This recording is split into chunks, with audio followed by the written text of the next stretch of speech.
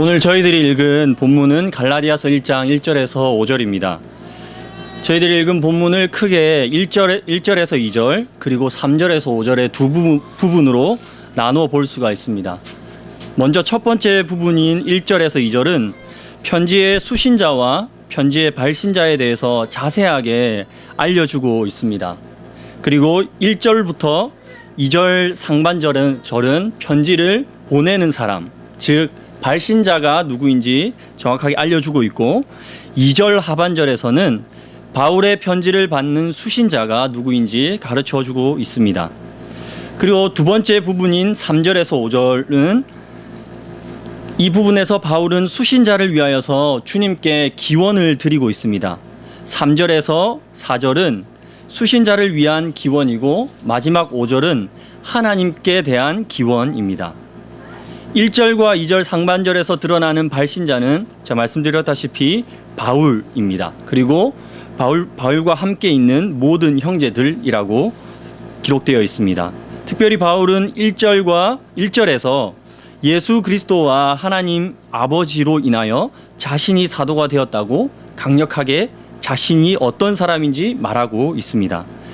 그리고 2절 하반절에서 알 수 있는 수신자는 갈라디아에 있는 여러 교회들, 즉 하나의 교회가 아니라 복수의 교회라는 것을 알 수 있습니다. 왜냐하면 갈라디아는 한 동네의 이름이 아니라 동네보다 훨씬 넓은 지역을 가리키는 이름이기 때문입니다. 그러니까 십자가지기 교회에 보낸 편지가 아니라 이태원에 있는 교회들, 혹은 그것보다 훨씬 더 큰 개념으로서 서울에 있는 하나님을 믿는 교회들에게 보냈다. 즉 그래서 복수의 교회들에게 보낸 편지입니다. 그리고 난 후에 바울은 수신자와 하나님을 위하여서 기원하고 있습니다. 기원이라는 말은 바둑을 배우는 곳이 아니라 바라는 일이나 소망하는 것들이 이루어지기를 간절히 바라는 소망입니다. 그것을 간절히 빈다는 의미입니다. 그런데 갈라디아서를 기원으로 시작한다는 것은 조금은 이상해 보입니다. 왜냐하면 바울은 이후에 갈라디아서에서 갈라디아 교회들을 아주 높은 강도로 책망하고 있기 때문입니다. 책망하기 위해서 이 서신을 쓰고 있는데, 책망하기 이전에 앞서서 그 책망받아 마땅한 사람들을 위해서 기원하고 있는 것이죠.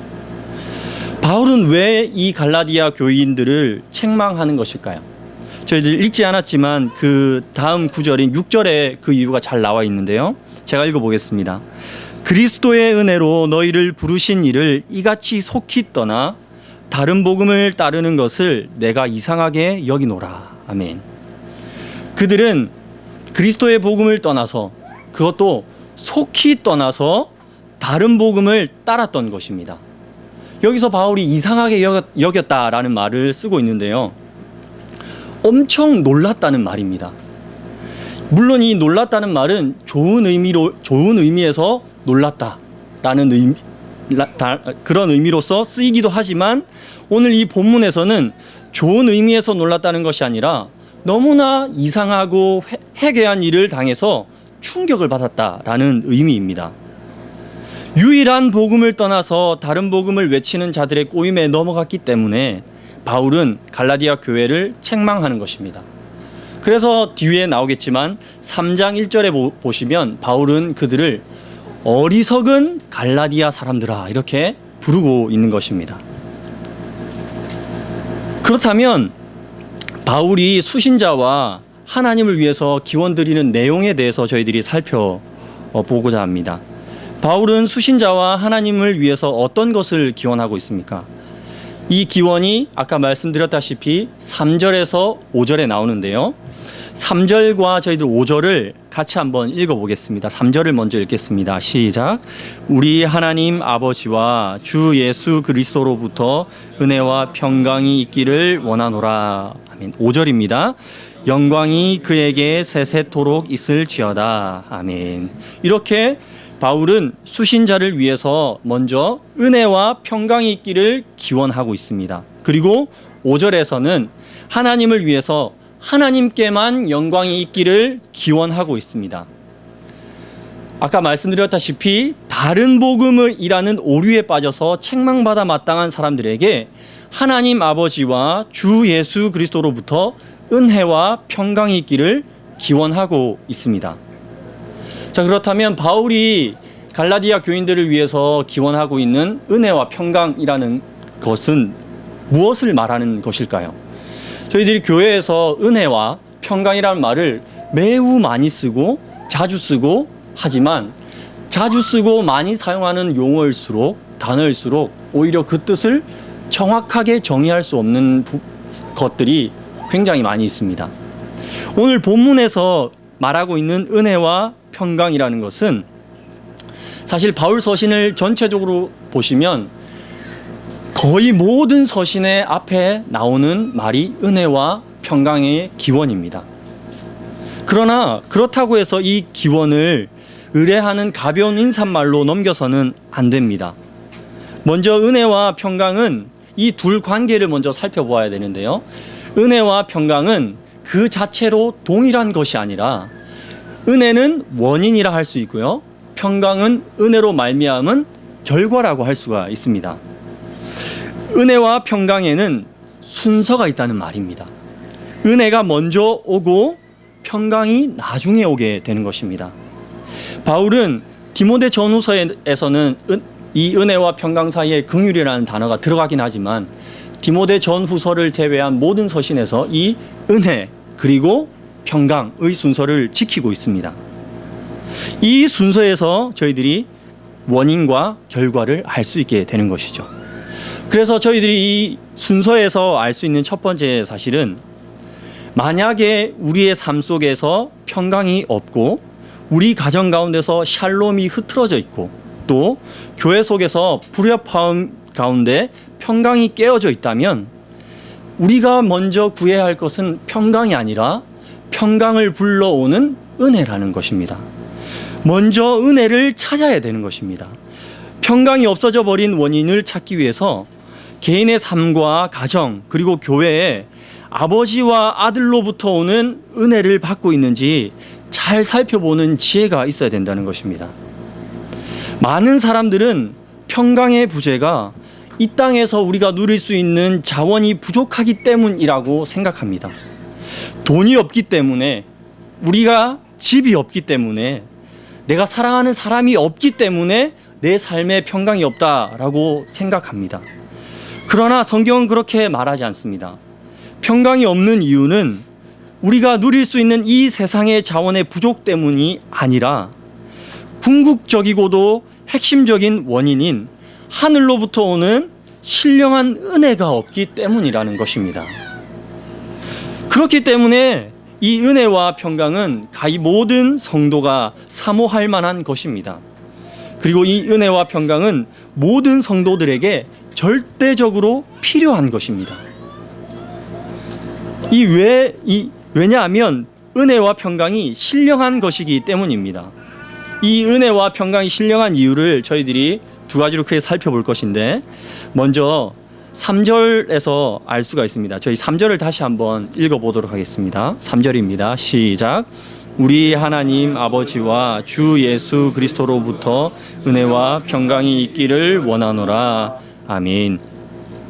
3절 말씀은 은혜와 평강이 어디에서 오는지, 즉 은혜와 평강의 원천, 그 근원에 대해서 분명히 밝혀주고 있습니다. 이 은혜와 평강이 누구의 것인지, 원래 우리에게 있었던 것이 아니라 어디에서 온 건지 정확하게 3절에서 보여주고 있습니다.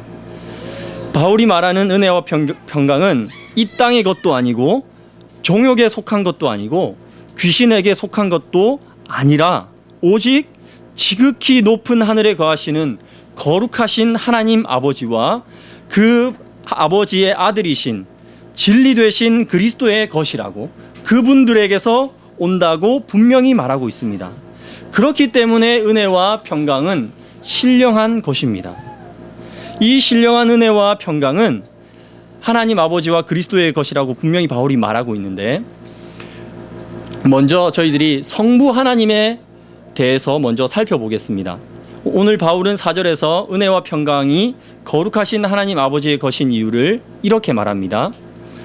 그리스도께서 하나님 곧 우리 아버지의 뜻을 따라, 하나님 곧 우리 아버지의 뜻을 따라, 즉 이 말씀대로 은혜와 평강은 하나님 아버지의 뜻을 따라 된 것이기 때문에 하나님 아버지의 것이고 신령한 것이라는 것입니다.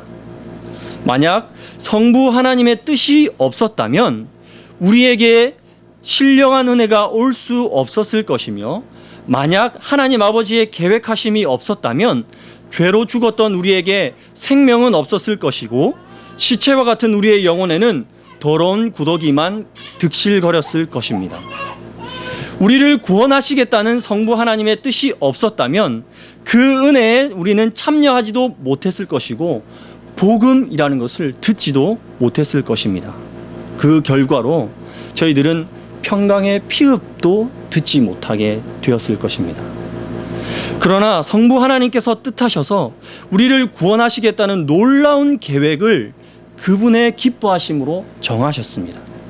그 뜻하심 때문에, 그분의 작정 때문에 우리에게 은혜가 이르게 되었고, 우리들은 그 은혜를 받아 하나님과 화목을 이루게 되었고, 결국 평강, 히브리어로 말하면 샬롬에 이르게 된 것입니다.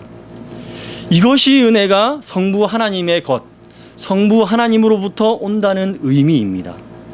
그리고 그 다음으로 은혜와 평강은 성자 하나님, 즉 주 예수 그리스도로부터 오는 것입니다. 그 이유를 4절에서 또한 잘 설명하고 있는데요. 4절을 다시 한번 읽어보도록 하겠습니다. 4절입니다. 시작. 그리스도께서 하나님 곧 우리 아버지의 뜻을 따라 이 악한 세대에서 우리를 건지시려고 우리 죄를 대속하기 위하여 자기 몸을 주셨으니. 아멘.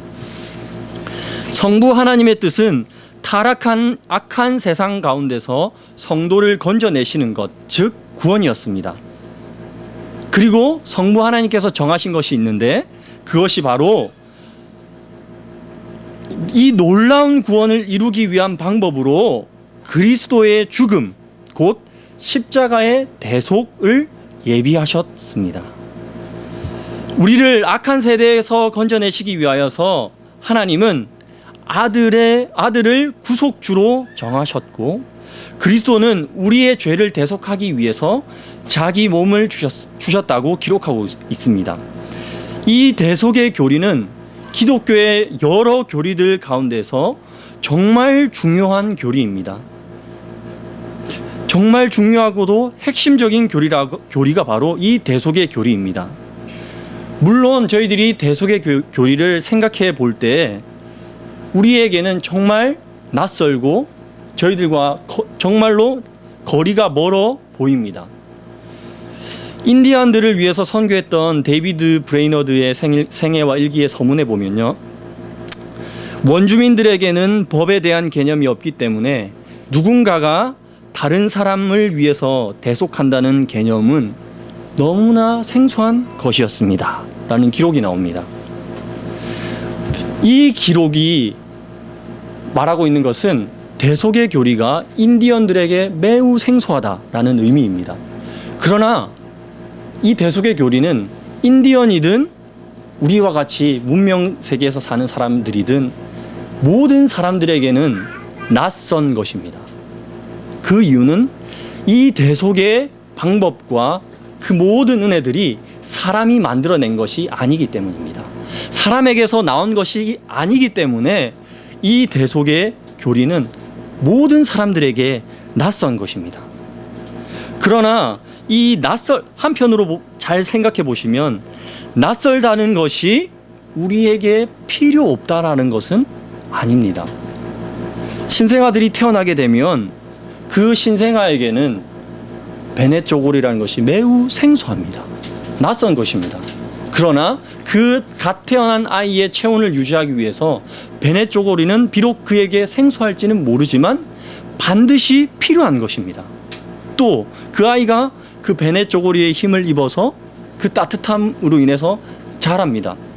자라고 유아가 되어서 곧 이제 병원에서 예방 주사를 맞게 됩니다. 예방 주사라는 것은 뱃속에서 한 번도 맞아본 적이 없습니다. 그 주사 바늘은 그 아이에게 너무나 생소한 것입니다. 그러나 그 생소하다는 의미가 그 아이에게 필요하지 않다는 의미는 결코 아닙니다. 그 아이의 건강을 위해서 비록 낯선 개념이지만 우리에게 대속의 교리가 반드시 필요하다라는 것입니다. 그리고 또한 역사적으로도 이 대속의 교리의 중요성을 알 수가 있는데요. 이 대속의 교리가 혼탁해질 때 교회는 타락했습니다.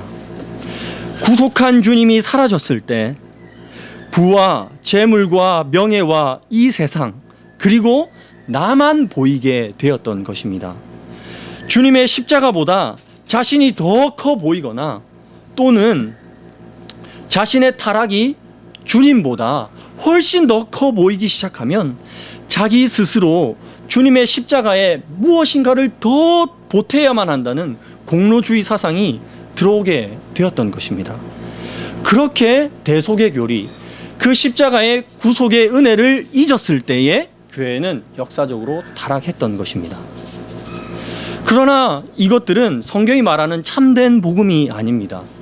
바울이 로마서에서 말했듯이 일하는 자에게는 그 삭시 은혜로 여겨지지 아니하고 보수로 여겨집니다.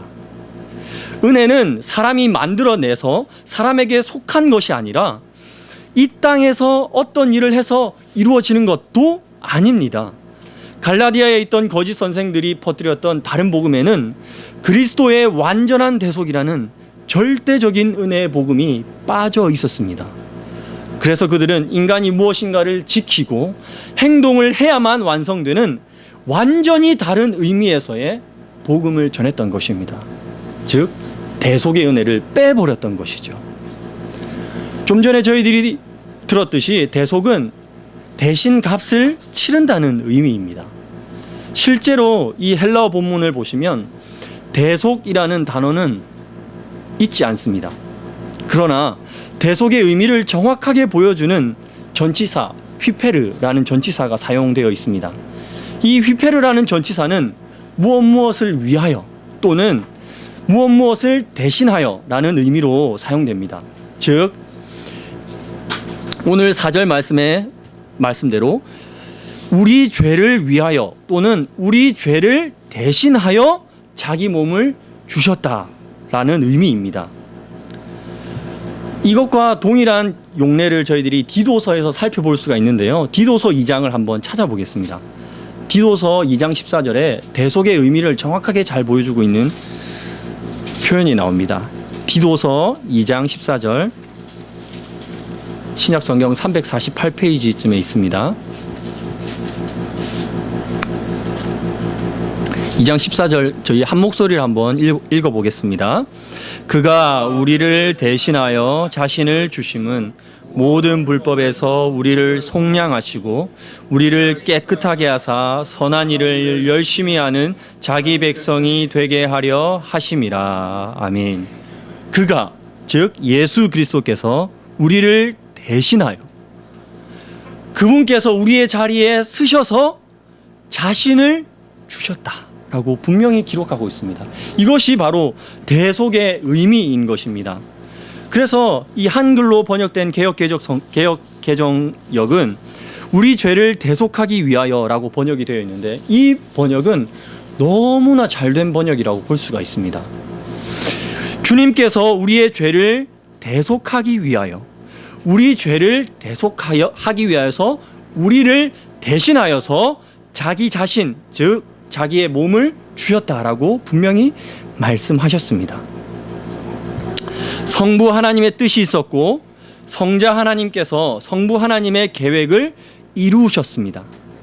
그리스도는 우리의 죄를 대신하여 자기 자신을 주심으로 우리를 악한 세상에서 건지시려는 성부의 계획을 성취하셨다는 말씀입니다.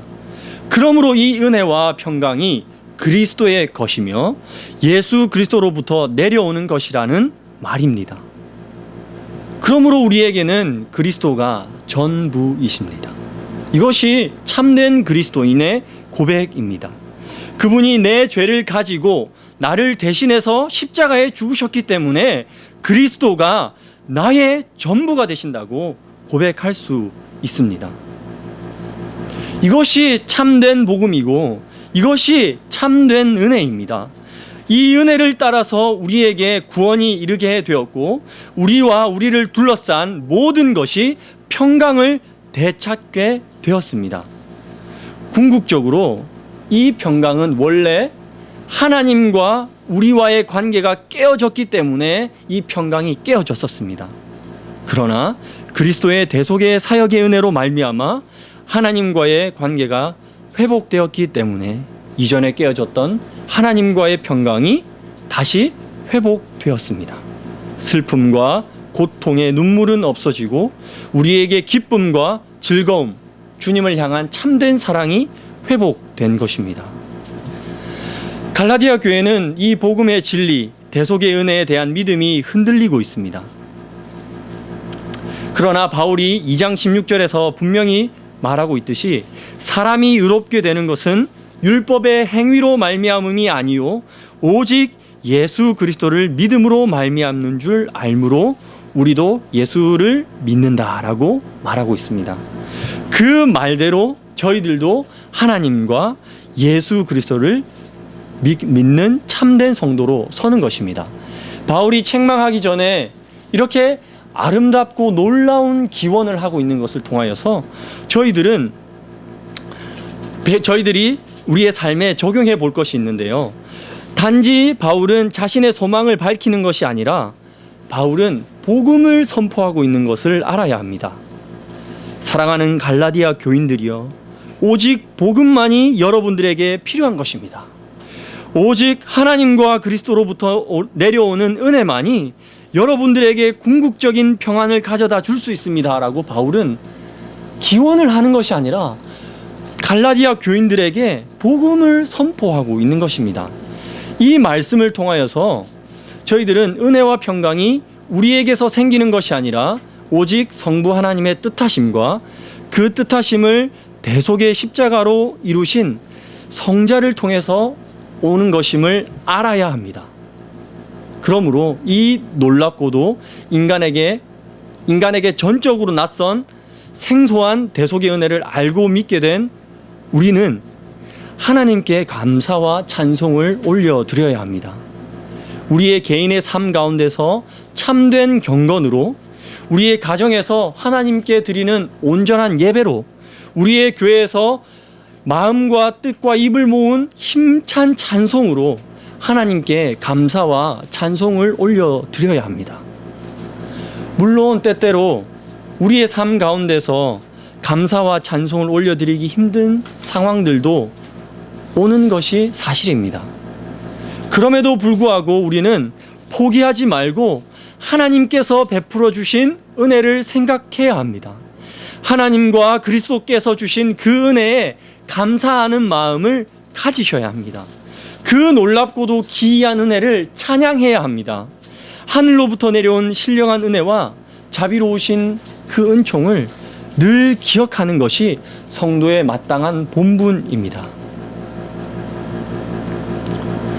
그리고 그 다음으로 우리는 이 은혜를 우리에게 주신 성부 하나님과 성자 하나님을 전적으로 의지하는 삶을 살아야 합니다.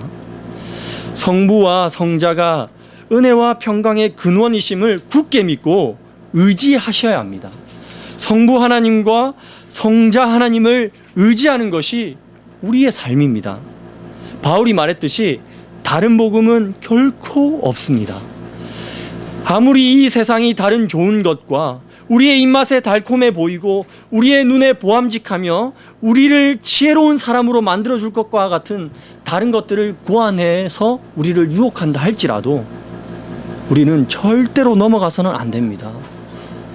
오직 성부와 성자 하나님께서 주시는 그 은혜를 의지하고 그 은혜 그 자체이신 성부와 성자 하나님을 사랑하는 사람들이 되어야 하는 것입니다.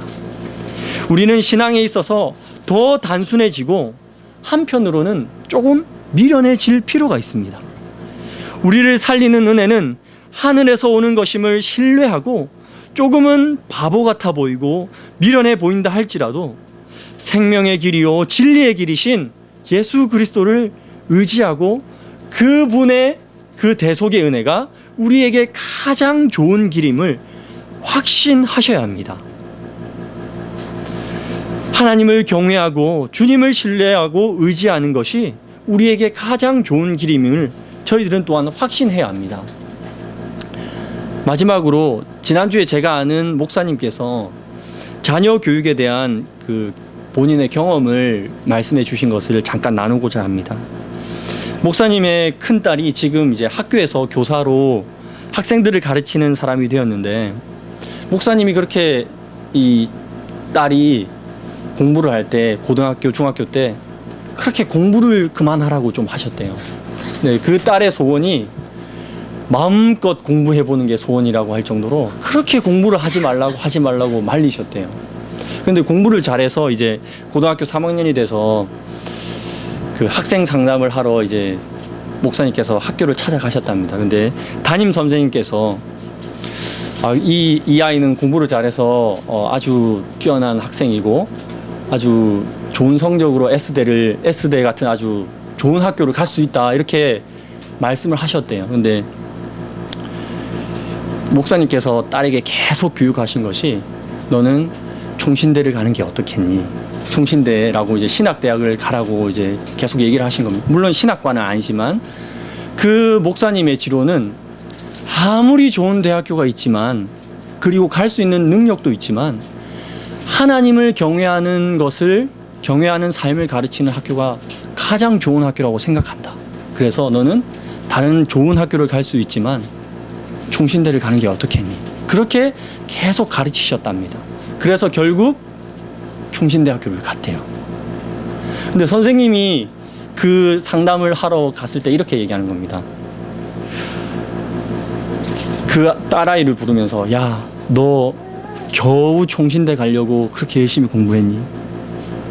겨우 총신대 가려고 그렇게 공부했니? 이렇게 얘기하셨다는 거예요.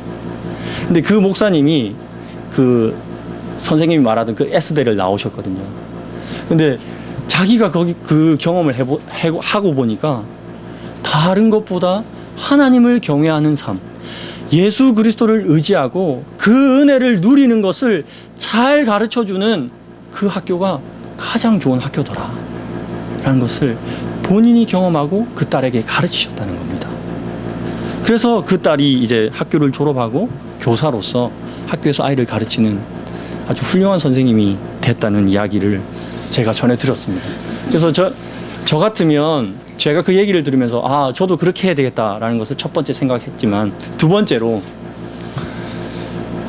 만약에 제가 S대를 나왔으면 선생님한테 제가 S대를 나왔는데요, 이렇게 얘기했었을 것 같아요. 근데 그 목사님은 그런 말씀 일절하지 않으시고 말씀도 없으시고, 저는 하나님을 경외하는 것을 가르치는 학교가 가장 좋은 학교다라고 생각한다고 말씀하셨다 하더라고요. 오늘 본문을 통해서 저희들은 은혜와 평강에 대해서 생각해 보았습니다. 은혜와 평강은 사람으로부터 혹은 이 땅에서 저희들이 만들 수 있는 것이 아닙니다. 은혜는 오직 하나님과 예수 그리스도로부터 오는 것입니다.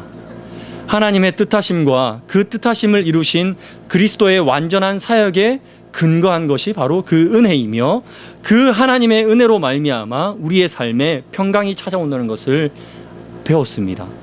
그러므로 성부 하나님과 성자 하나님을 경외하며 온전히 의지하는 삶을 살아야 할 것입니다.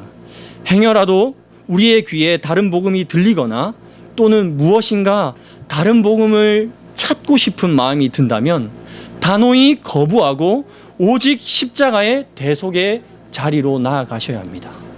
우리를 대신하여 우리의 자리에 오셔서 우리를 위하여서 우리의 죄를 지고 죽으신, 그리고 부활하신, 지금도 우리를 위하여서 기도하고 계시는 예수님께로 나아가서 그분의 은혜를 받기를 사모하는 성도들 되시기를 간절히 권면드립니다. 제가 잠깐 기도하겠습니다. 사랑이 많으신 아버지 하나님, 감사합니다. 오늘 말씀을 통하여서 은혜와 평강이 하나님과 예수 그리스도로부터 오는 것을 저희들 알게 되었습니다. 비록 저희들이 연약하여 갈라디아 교인들처럼 책망받아 마땅하지만 하나님께서 오늘 이 말씀을 통하여서 저희들을 위로하여 주시니 감사합니다. 아버지 하나님, 저희들 늘 낙심하고 낭망하며 또 때로는 다른 복음에 우리의 귀와 우리의 마음이 기울어질 때가 때로는 있습니다. 주님, 저희들 불쌍히 여겨주셔서 그런 상황과 그런 환경 속에서 하나님을 경외하고 예수 그리스도를 온전히 신뢰하는 믿음을 회복할 수 있도록, 그 은혜를 풍성히 누릴 수 있도록 저희들을 붙들어 주시옵소서. 하나님과 예수 그리스도를 의지하며 살아갈 때에 저희들 고난 가운데 있을 때도 있을 것입니다. 그러나 그 고난 중에서도 아버지 하나님께서 주시는 은혜를 날마다 누림으로, 임마누엘의 하나님을 누림으로 저희들이 날마다 그 고난 가운데 이길 수 있도록, 승리할 수 있도록 붙들어 주시옵소서. 십자가 지기 교회를 붙들어 주시며 늘 말씀 가운데 든든히 세워질 수 있도록 하나님 함께하여 주시옵소서. 고아와 같이 버려두지 마시고 늘 함께하는 놀라운 축복의 은혜가 있기를 간절히 소망하오며 예수님의 이름으로 기도 올리옵나이다. 아멘.